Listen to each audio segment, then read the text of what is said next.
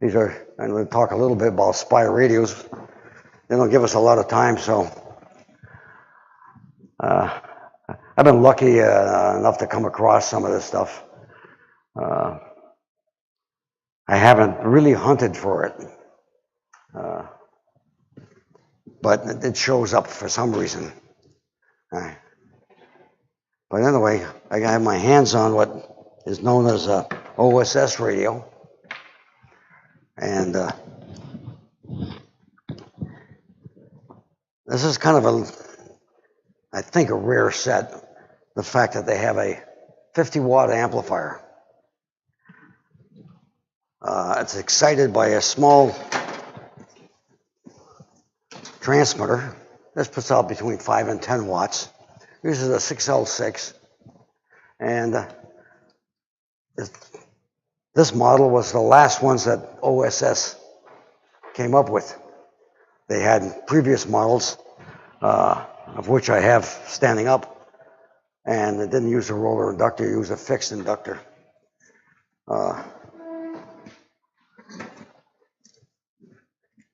But in this case, they put it in the same case with an amplifier.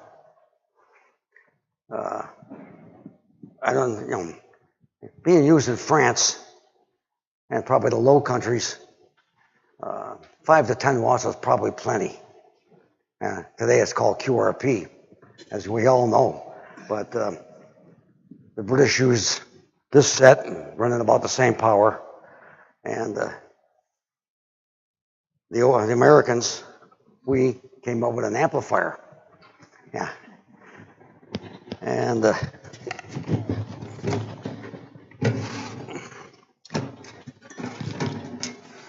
has a built-in power supply. Also the power supply to power this. Uses an 815. Put together in this box. Weighs about 35 pounds. Not including the suitcase. Now there's a description written by a guard in Paris that an OSS man carried this in Paris down streets that were where there were Germans. And apparently there were more than, they had a couple guys covering his back. But can you imagine 35 pounds of radio when you could have gotten away with this? Would maybe, in a case, no more than 10 pounds. But 50 watts is what they thought they needed.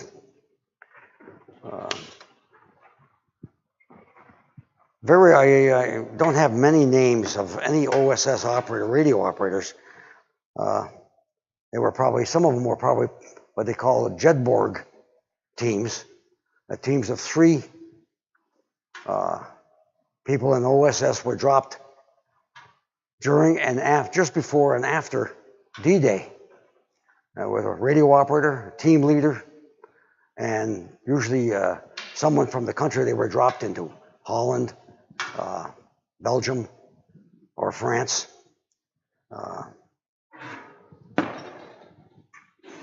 I acquired this from somebody, from actually John, and I won't use his last name.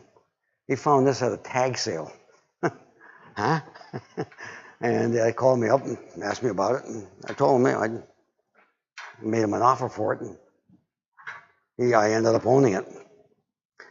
This is probably only one of 2 that I know of.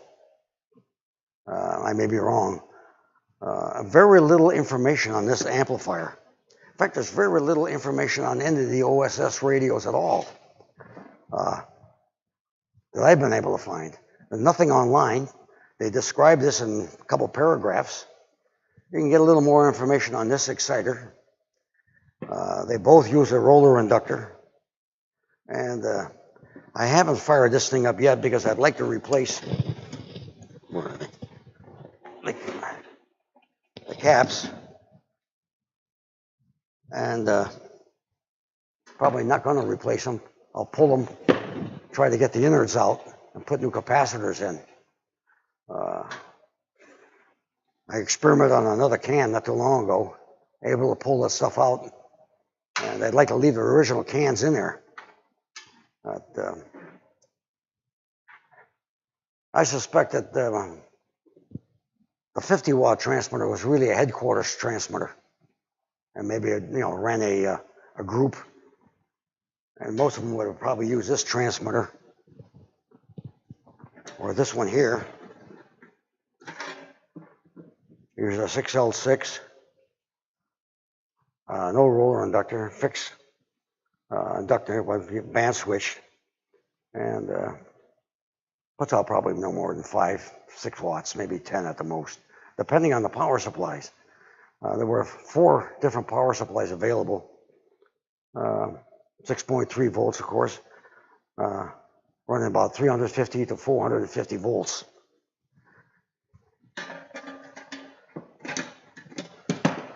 This is an example of one of the receivers.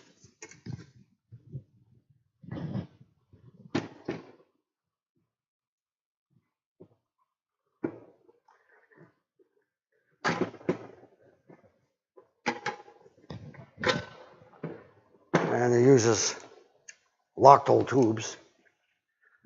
I found this on eBay one day. Buy it now. Don't ask me, I can't remember, but it was reasonable. I think it was, huh? Do they all work? This one does work. I've had power to it. I haven't tried the transmitters yet.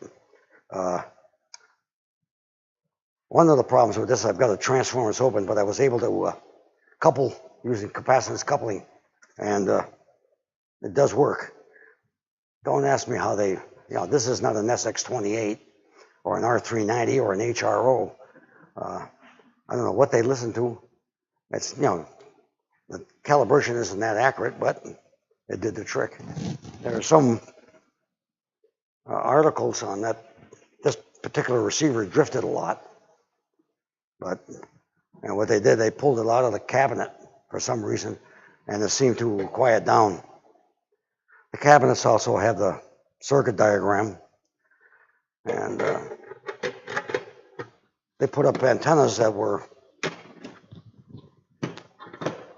they supposedly wanted, put up 70 feet of wire outside. Excuse me, I'm in German territory, right? And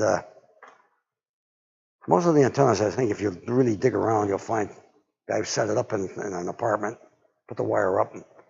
They used link coupling, and they were able to couple to it and quite often get out. These are, of course, of World War II, but it's reported that the OSS, when they went to CIA, became the CIA, radios were used all the way into the 50s, early 50s. And from there, they came up with other radios. They came up with an RS-1, which I don't have. I have had them. And I think everybody have seen them. It's called also, the Army used them, called a GRC 109. And they were, a box about that big, top came off. You could bury them.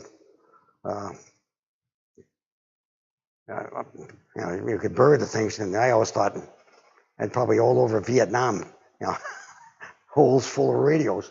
But some of them have clasps, and some have screw-on covers. But I suspect a lot of this stuff was used in Europe and in Eastern European countries. I'll go back to World War II. This is a kind of famous set.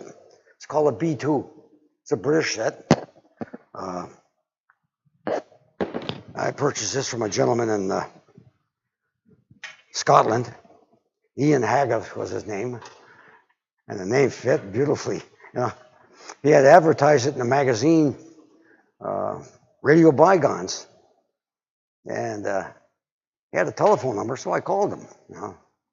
And we had a nice conversation, and we arrived at a price which was really reasonable at the time. I think it was about $2,000.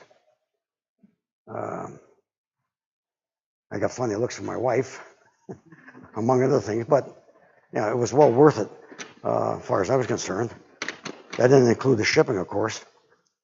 It has a spare box with the coils, telegraph key, crystals, spare tubes, small telegraph key. And these you can see every once in a while on eBay. Uh, and they can be attached to the cover of this. There's a set of 4 coils for the transmitter. And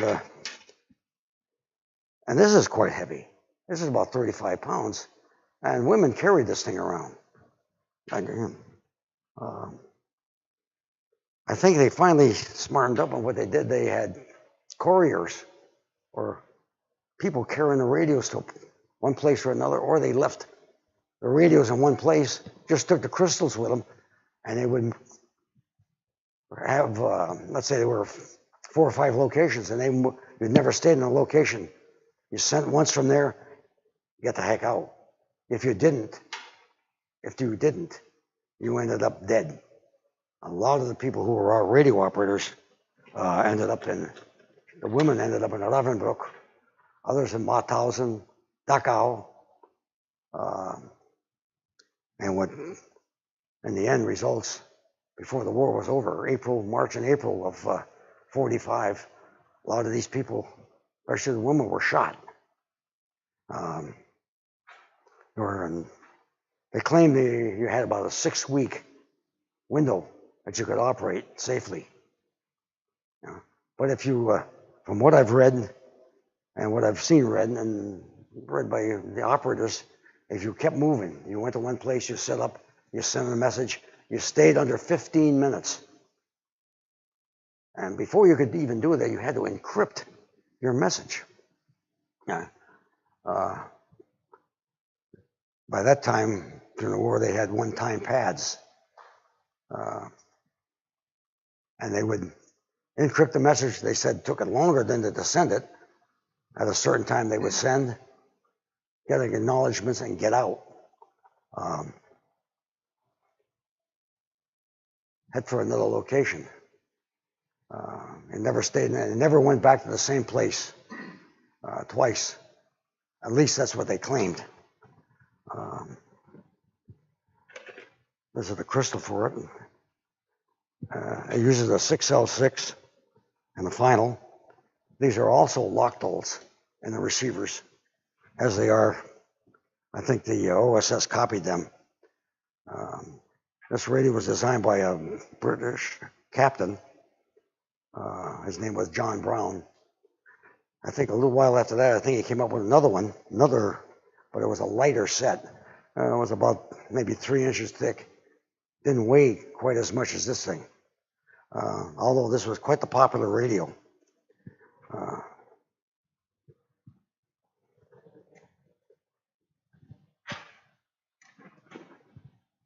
By that, this is what I have with the World War II. There are other sets.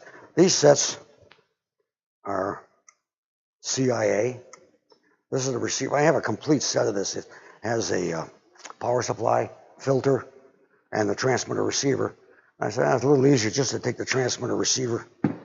What I should do sometime is come here and set one up, get on the air, put somebody out there, and we can work back and forth. But this is an RR6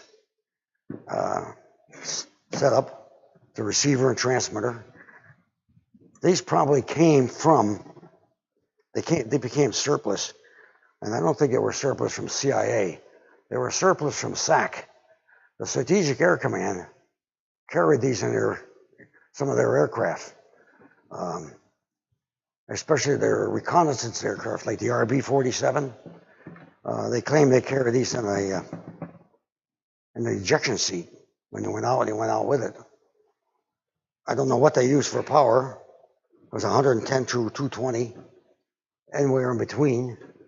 There was also a hand crank generator with this, but you can bet it wasn't in the bottom of the seat of the airplane.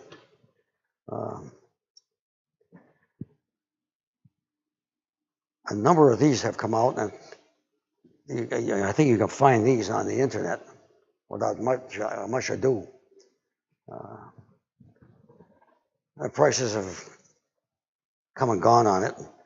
The OSS radios are far and few between for some reason, and probably because they used them all the way into the early 50s. This radio is working. It's a British set. And they claim it's, if you take the covers off, it's 3 pieces. It was a copy of a German set, which was about the same size. Abor had a little transmitter receiver, power supply, and the British copied it. And this is called a Mark 123. And they show up every once in a while. I purchased this from somebody who had an advertisement in England. And I've turned it on, used it. I've never transmitted with it, but I got to do that. And, it's a nice little radio, puts out about 5 to 10 watts, and tunable receiver. Pretty, very well done. And it's about 1950, 51, 52. It was also used by SAS, but you would find these in the British Embassy as a spare radio. In case everything else was knocked out, this is the radio that they use. I suspect it was used also by the security services.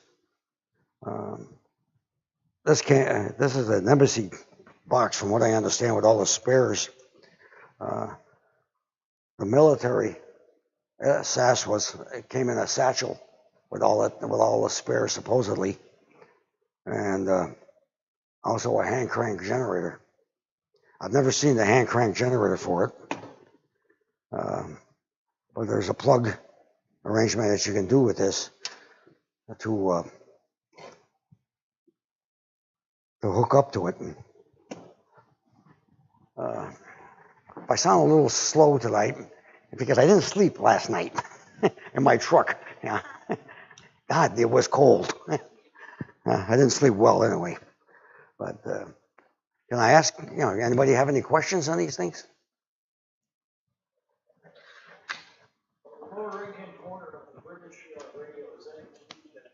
Yes, I should have pointed that out to you.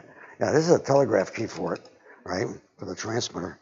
Yeah, and you can also put somewhere, I think there's a connection for outboard, and there's a connection for your crystal. But CW only? Yes, this is CW. All these radios are CW only, right?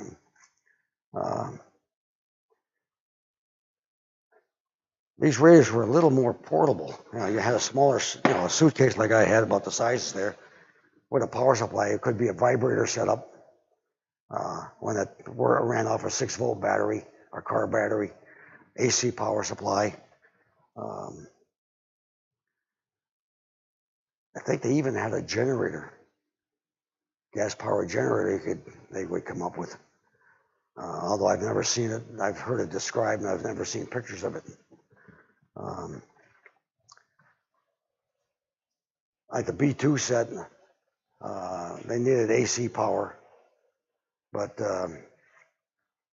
you could power this thing up with batteries, car battery, and a few other batteries. They did have 60-volt batteries that they used. A very famous, well, I shouldn't say very, but she's quite famous in the spy circles. I just forgot her name.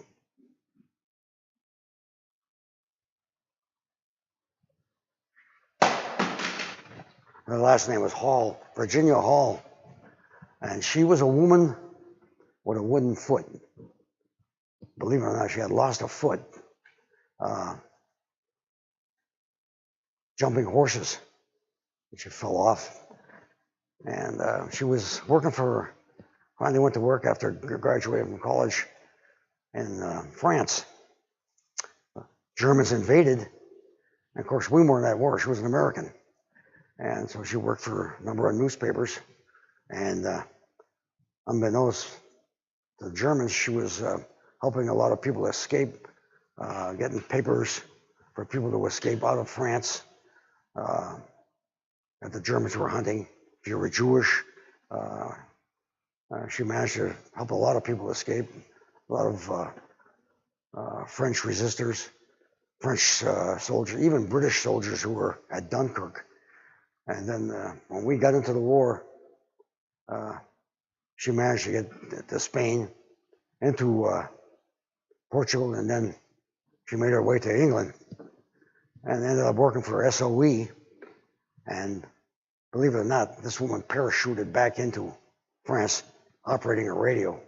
There is a big picture of this woman someone painted on the wall in the CIA headquarters. And she's on the radio typing, sending a signal. And there's a guy I think he's on a bicycle, but cranking a generator, yeah. Right? And, but she is using a B2. She worked for SOE for quite a while. They picked her up, took her out of France. It took 2 or 3 months because she got pretty hot. They had all kinds of warrants out for her, the Germans did. The Gestapo, the SS, wanted the woman with the pied de roi, the wooden leg. She actually had a wooden foot, it wasn't a wooden leg. And things got kind of hot for her. And she managed to get out.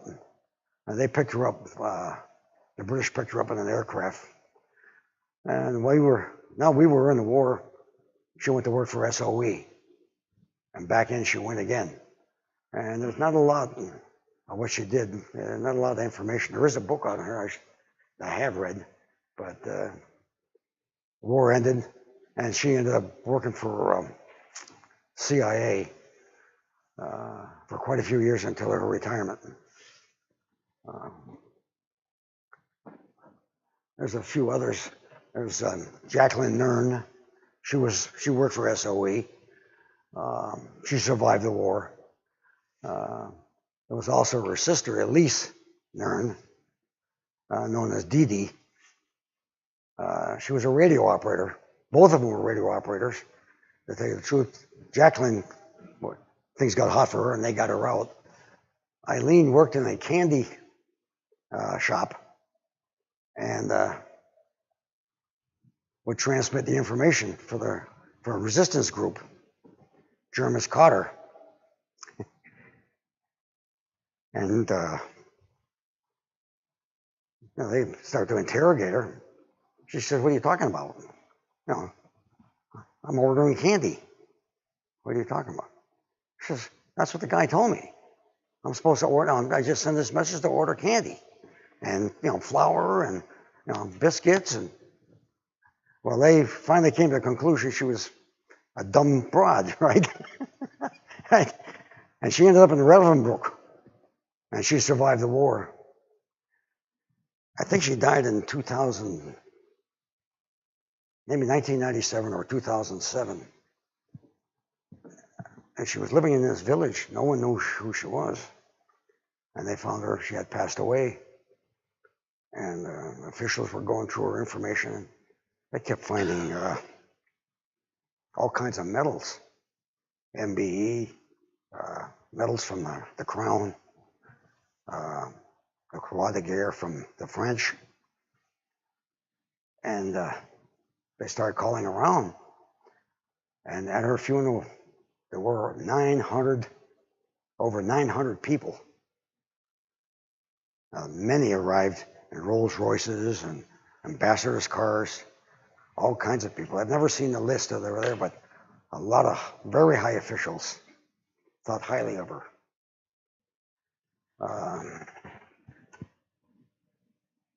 There's a few others. There was one, and I forget this guy's name. He was British, but his mother was French, and he had lived in France. You had to live in that part of the country to get the version of French that you spoke. All right? I speak a little Canadian French. I can't get past anybody in France. They can't even understand me, right? But anyway, they recruited this guy, and then I think his name was George, but I can't remember his last name. And they said, this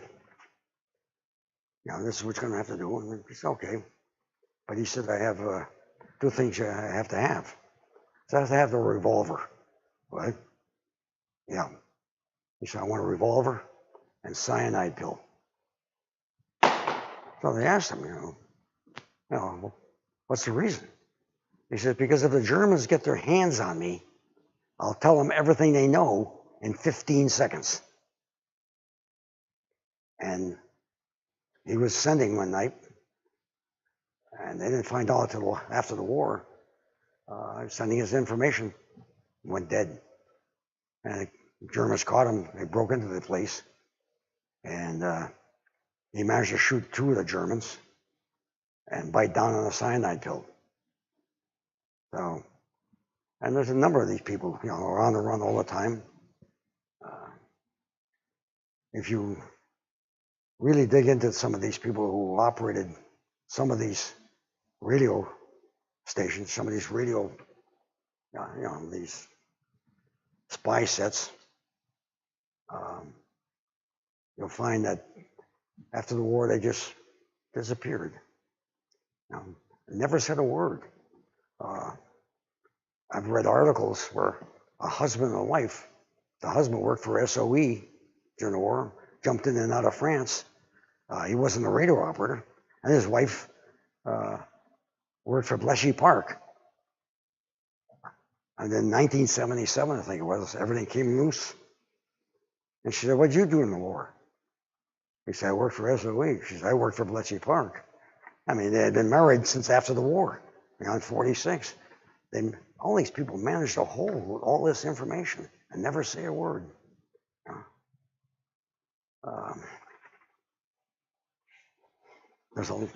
It can go on. There's a big, long list of these people. I wrote some of them down. Eileen's sister, Jacqueline Nern, worked for the, after the war, worked for the British and the United Nations, helped found the United Nations. I never heard of her, right? Until I started reading some of this stuff. Any questions? How's that? Did they have schedules? Yes, they had scheduled, yeah. They would schedule on the hour. They would. No, they would, from what some of them did, they would say that this is a GBC, and it sounded a couple of times. And wait for, and you wouldn't hear anything if you didn't send it again if you could help it. On that schedule, let's say 7 o'clock. Okay. All right. And then you'd move on to it because no one heard you. Nobody was sitting there listening. But they did have, listening posts all over the UK with large rhombic antennas. They used Marconi CR100 receivers, HROs, probably the premier spy radio. And I didn't bring one, I have brought one. In the UK would be a radio that was made in Malden, Mass, the HRO. The British had probably 10, 12,000 of them. Through Lend-Lease, never mind the ones they purchased. And they had them all over the place for listening to the German traffic. I'll tell you a little about, I don't know if you've ever heard about the volunteer interceptors. The British government wanted to listen for German spies in England. This is 1939, before the war started. And they, in fact, I think it was 1938. But anyway, because I've seen both 38 and 39. So they went to their league, and they came up with 24 volunteers. And SIS, the security service, is going down the list. This kid's only 12 years old. That's all right. He can copy 35, 40 words a minute. And here's a gentleman, he's an invalid. He doesn't have any legs. Lost him in World War I. And it's just this long list. And what you had, if you were a volunteer interceptor, you used your ham receiver, right? Because they confiscated, or you had to get rid of your transmitter when the war started. But before the war, they were listening and tuning around looking for German spies in England.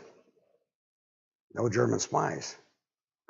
But they kept reporting, we keep hearing these signals, somebody sending, numbers or 5-letter code, EHZ, and then this would go on for 4 or 5 minutes. And when you copied some of this, You put it in an envelope, and you send it to box 25 in London. Or you met a gentleman on the street, and you knew him, and you would hand him the letter. Another person remembers he always went to the tobacco shop, brought this letter in, and handed it to the tobacconist, right? And it was all the information. Well, they had a lot of people who would be listening to these German traffic. They'd have 3 or 4 different route operators just listening to that traffic. So if you made a mistake, at least somebody else didn't.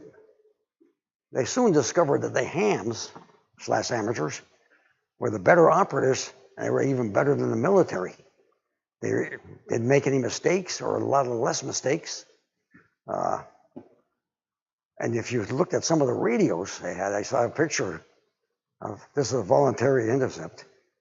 He was using a 2-tube regen where the wire hung outdoors, and he's copying German traffic, on this frequency, because they would give you, cover this frequency,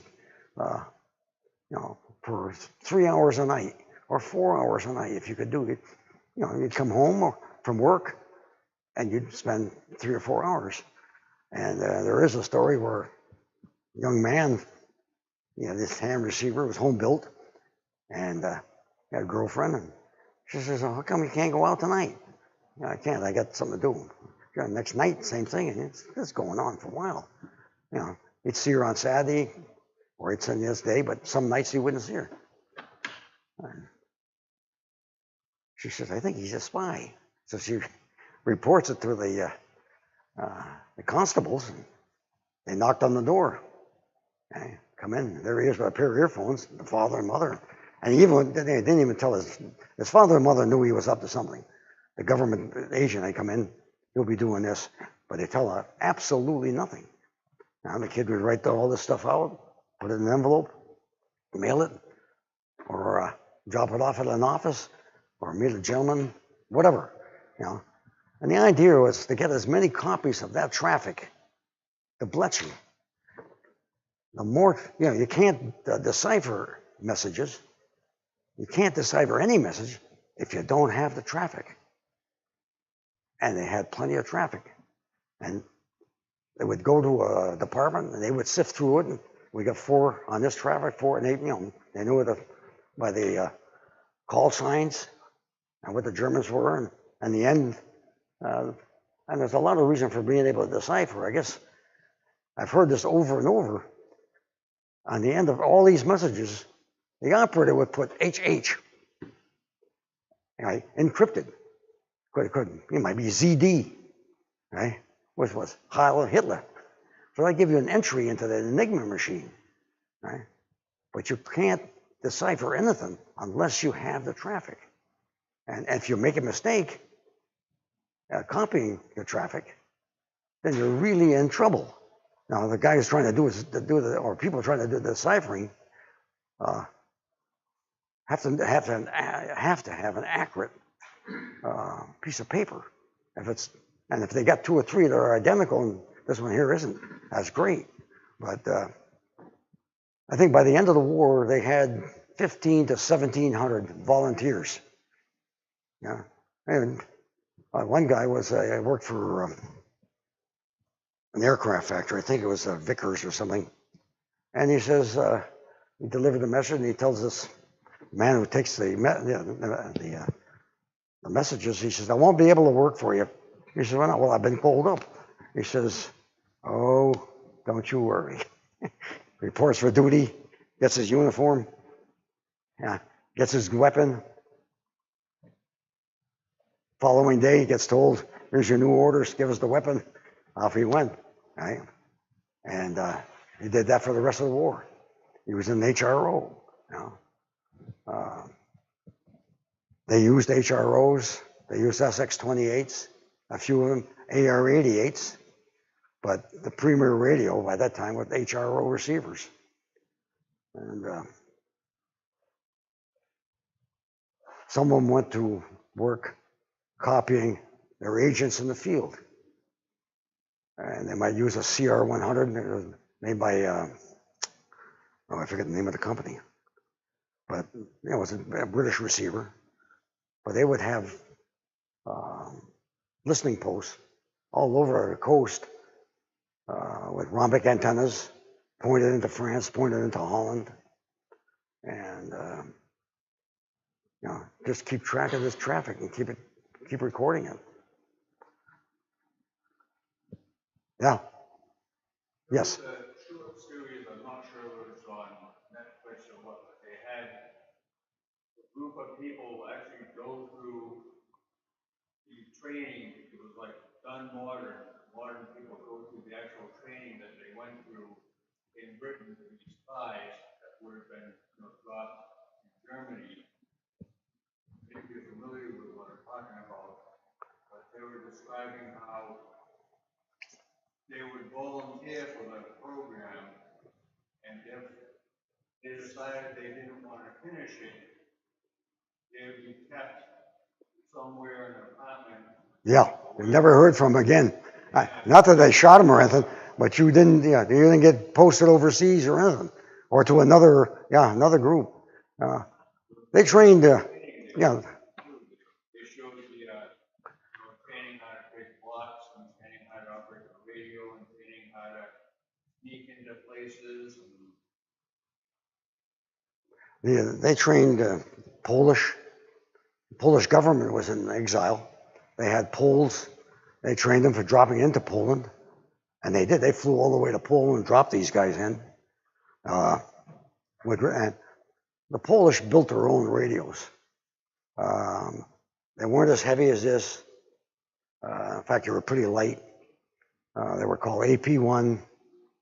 BP5 was one. AP4 was another.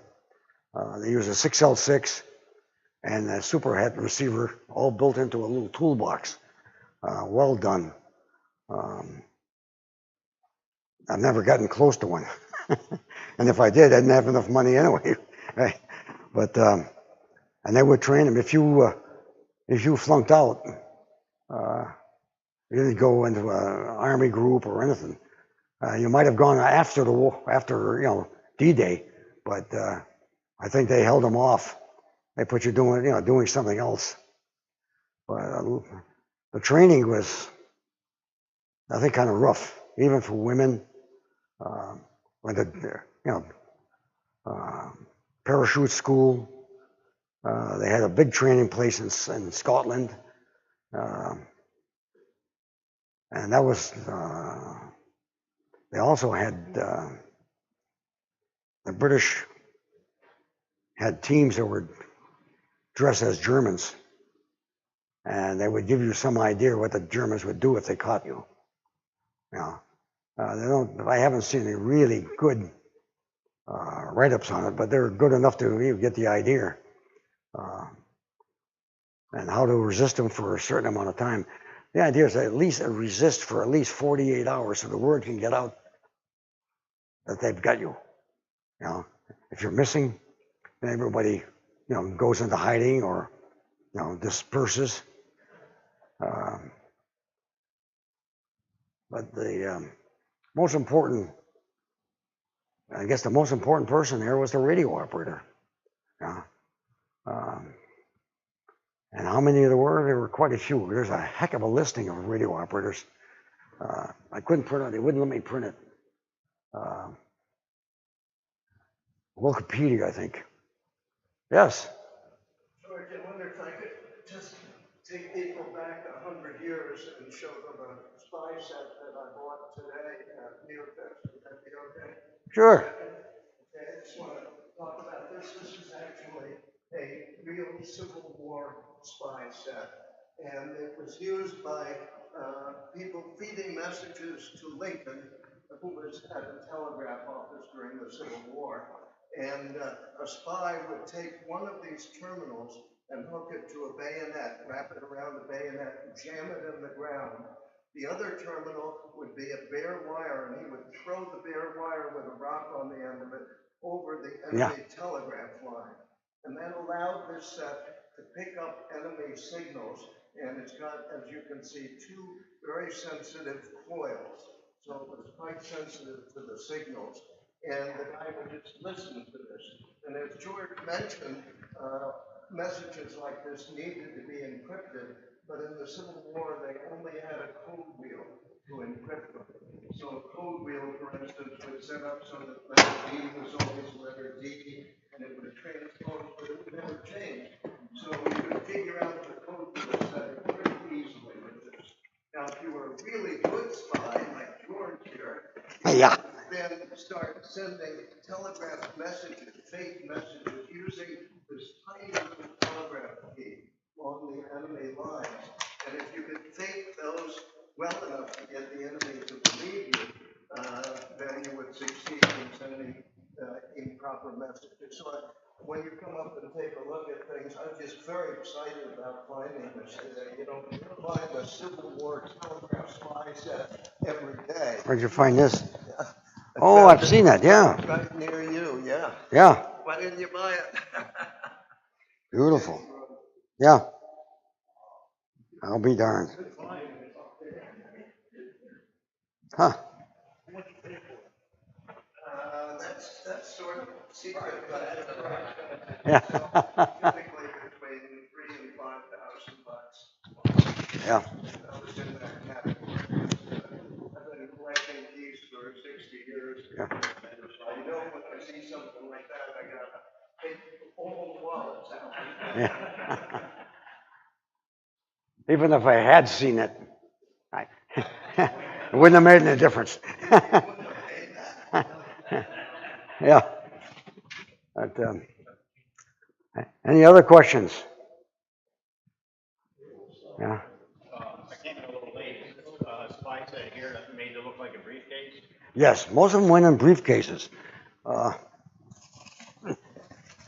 This is typical of a briefcase. It's not, not the original one, but you put a transmitter, receiver, power supply in here, telegraph key, and antenna, and whatever else, crystals, and away you would go. But they were transmitting in neighborhoods, and the Germans were in the neighborhood listening for them. Well, the idea was to you didn't stay on long. You stayed on less than 15 minutes. They told you that.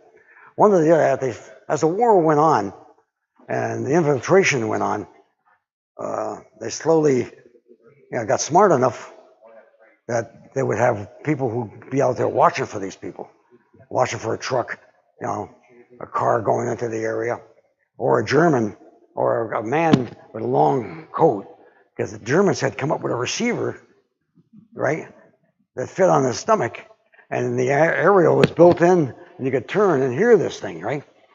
And they had a great DF system, the Germans did. But I'll tell you a quick story, and we'll have to get out of here. But anyway, this is written up by, I forget his damn, Ian, anyway. He's written a lot of, about Germans, German Abwehr radios. He worked for the Abwehr, building and designing radios. Anyway, the Germans had occupied Holland and Denmark, and in 1941, they invaded Russia, June 22nd, if I remember correctly. And they're in Holland, teleprinter pops up and says, I don't know if you're aware of it, but there's a signal on 40 meters on there daily in Eindhoven. And you're in Eindhoven. Jesus, creep. Now, so anyway, they get the trucks out and everything, and they're looking for this signal comes up on 40 meters. And using a call from Portugal, a Portuguese call. What the hell? Got a spy, we'll get him. They rush in there and grab this guy. The guy says, wait a minute, I'm a ham radio operator. Well, you're not supposed to be transmitting. Well, you took my transmitter receiver, so I built another one. Right? Receiver and transmitter, I got on the air. He'd been on the air for 6-8 months. nobody back anyway. You know, and he's trying to explain to him, well, you know, who you working for? I'm a ham radio operator. Finally, he convinced him. Had gone to court, but he had still ended up in one of the concentration camps, but he survived the war, right? Got back on the air at the end, with his regular call, but he was using a Portuguese call, yeah? Right, and by the way, he was only 2 blocks down from Gestapo headquarters. I mean, he's been there for 6 months. Nobody heard the guy. Which brings up another tale. And I'll tell you, and then I'll let you go. Mike Dre, a friend of mine, was Army security during Vietnam. And in fact, he went to school in, was it Fort Devens down here? I was a security base. And went through telegraph. He was a ham radio operator to start with, so that worked out good. DFing. And while he was in DF school, the instructor says, the greatest place in Vietnam is on this island. We got a DF station on there. If you can get on there, man, I was on there for a whole year. Nobody bothered. He said, the Coast Guard is there. We eat great. He says, Vietnamese Marines protect the place. And he went on and on. So Mike gets his orders, going to Vietnam. So he's over there waiting for his clearance, mowing lawns. Anyway, Mike says, guy comes down, and I don't remember the name of the GD Island, right? But he says, Sarge, hey, you got your orders. What? He said I had to read it 3 times. They flew me out to this island. So he's out there DFing Viet Cong radios. And they had huts, had R391s where automatically switched the frequencies. A 28 teletype machine was attached to some of this RCA mechanism that would move the receiver to these frequencies. And they'd tell them, you know, DF this, DF that. And I've seen parts of the system because I've had 391s and part of the RCA units that went with it. And so anyway, he says, they had another hut, didn't have any equipment in it. So he writes home, says, Dad, send me my little receiver, the Mosley receiver I had, and the 10-tech transceiver. So the stuff arrives. Put up an antenna, and they ask Sarge, can we, what do you want to do? We want to do some ham radioing. Oh, go ahead. Yeah, puts the antenna up. They came up with a call, right? Vietnamese call. And I still don't believe him, but it was one of the calls for that area. He said had pileups, Japanese calling them, right? Had some 6s calling them, right? We worked guys after, this went on for hours sometimes. And never got DF'd. You'd have a guy, of course, somebody'd be in the DF hut, and he was on 20 meters. Everything was being done down the other end of the band, right? 2 to 4, 4 to 8. Right? So it gives you some idea. You would have thought some of the other DF sites would have picked this thing up. Right? When he was telling me this, I says, did you QSL these guys? Oh no. Jesus, you should have had some QSL cards made up and sent them with that call on it. They'd still be talking about it. Yeah. I said, hey, the war's over, right? When he came home. But yeah. And they never caught on to him. But he said he used to sit there and DF Viet Cong radios. They had helos in the air, DFing. So, but anyway, that's another story. But I wish I had brought a few more radios, but this is what I had. Thank you. If you'd like to come up and look at them, I'll start.